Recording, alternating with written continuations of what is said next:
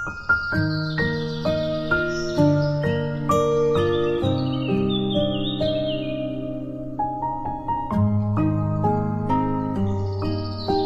video sebelumnya, pembelajaran untuk memahami Injil Markus bab 1 ini melalui video bagian yang ke-1 dan kedua telah selesai hingga ayat yang ke-31. Maka pada video bagian yang ketiga ini akan dilanjutkan pada ayat ke-32 hingga selesai di ayat yang ke-45. Pada ayat 32 hingga 34, Mesias dan rahasianya. Sesudah Yesus menyembuhkan orang, penulis Markus membawa pembaca pada ungkapan tidak memperbolehkan setan-setan itu berbicara, sebab setan-setan tersebut mengenal siapa dia. Ia menyembuhkan banyak orang yang menderita bermacam-macam penyakit dan mengusir banyak setan. Ia tidak memperbolehkan setan-setan itu berbicara, sebab mereka mengenal dia. Markus 1 ayat yang ke-34. Tidak memperbolehkan atau melarang berbicara atau tutup mulut itu berarti merahasiakan. Larangan inilah yang membawa pada suatu rahasia Mesias. Maksudnya, dengan menekankan kerahasiaan mengenai jati diri Yesus sebagai Mesias, Markus ingin membawa pembacanya agar dapat menerima jati diri Yesus yang sesungguhnya dalam konteks keseluruhan hidup dan perutusannya. Yesus yang dikenal dengan berbagai mukjizat yang dibuatnya, kelak tanpa daya saat disalibkan. Inilah maksud dari rahasia Mesias yang ingin Markus sampaikan pada pembacanya. Seterusnya pada ayat ke-35 hingga ke-39, kabar baik tersebar. Kabar tentang Yesus mulai tersebar karena mukjizat yang dibuatnya, sehingga membuat kian banyak orang mencarinya. Di sini mereka mulai gagal paham mencarinya. Terbatas hanya karena mukjizat. Sedangkan tugas perutusannya bukan hanya untuk membuat mukjizat saja, melainkan juga memberitakan Injil. Jawabnya, marilah kita pergi ke tempat lain, ke kota-kota yang berdekatan, supaya di sana juga aku memberitakan Injil. Karena untuk itu aku telah datang. Markus 1 ayat yang ke-38. Selanjutnya pada ayat yang ke-40 hingga ke-45, orang kusta disembuhkan.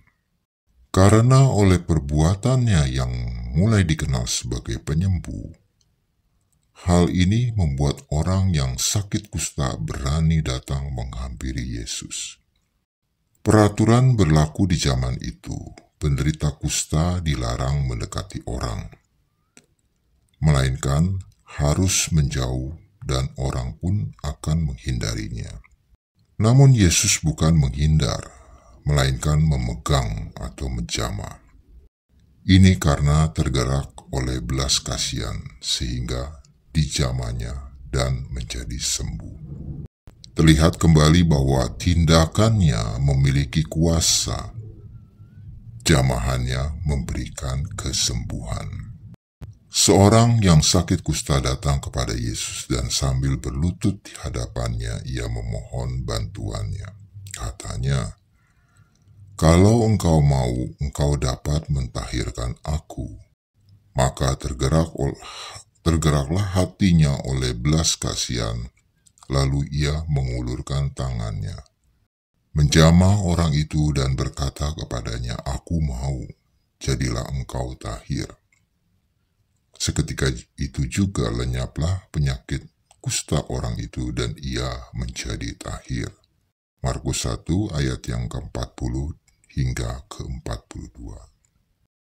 Dan menutup bab 1 ini, penulis Markus memberi penekanan tentang rahasia Mesias pada pembacanya melalui pesan Yesus pada penderita kusta yang telah sembuh. Ingatlah, janganlah engkau memberitahukan apa-apa tentang hal ini kepada siapapun. Tetapi, pergilah, perlihatkanlah dirimu kepada imam dan persembahkanlah untuk pentahiranmu persembahan yang diperintahkan oleh Musa sebagai bukti bagi mereka. Markus 1 ayat yang ke-44. Namun, bukannya menaati perintahnya, malah memberitakan dan menyebarkan kemana-mana, sehingga membuat ruang gerak Yesus menjadi terbatas dan orang-orang kian gagal paham dalam memahami tugas sesungguhnya, yaitu memberitakan kerajaan Allah. Tetapi orang itu pergi memberitakan peristiwa itu dan menyebarkan kemana-mana, sehingga Yesus tidak dapat lagi terang-terangan masuk ke dalam kota. Ia tinggal di luar di tempat-tempat yang sepi. Namun orang terus juga datang kepadanya dari segala penjuru. Markus 1 ayat yang ke-45. Demikianlah pembelajaran firman Tuhan melalui Injil Markus bab yang pertama ini telah berakhir. Dan bila disimak dengan baik pada bab pertama ini, dapat dibuat kesimpulan melalui kata-kata kunci berikut. Yang pertama adalah anak Allah, kedua kuasa, ketiga roh jahat atau setan, yang keempat menyelamatkan atau menyembuhkan. Kesimpulannya, Yesus anak Allah sungguh memiliki kuasa menyelamatkan melalui perkataan dan tindakannya bagi yang percaya padanya. Sekian pembelajaran Injil Markus bab 1 pada bagian yang ketiga ini. Kita jumpa lagi pada video berikutnya pada pembelajaran bab kedua di Injil Markus ini. Marilah kita berdoa. Allah Bapa yang Maha Baik, yang kami sembah dalam nama Tuhan Yesus. Segala puji dan syukur atas kebaikan dan kemurahan yang telah diberikan pada kami selama ini. Sehingga kami diberikan kesempatan belajar mengenal Putramu, Yesus Kristus, dengan lebih baik.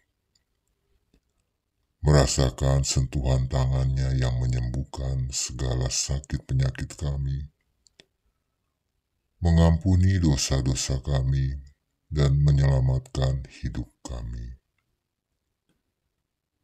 Ampuni kami ya Tuhan bila selama ini kami telah melalaikan Engkau dalam hidup kami.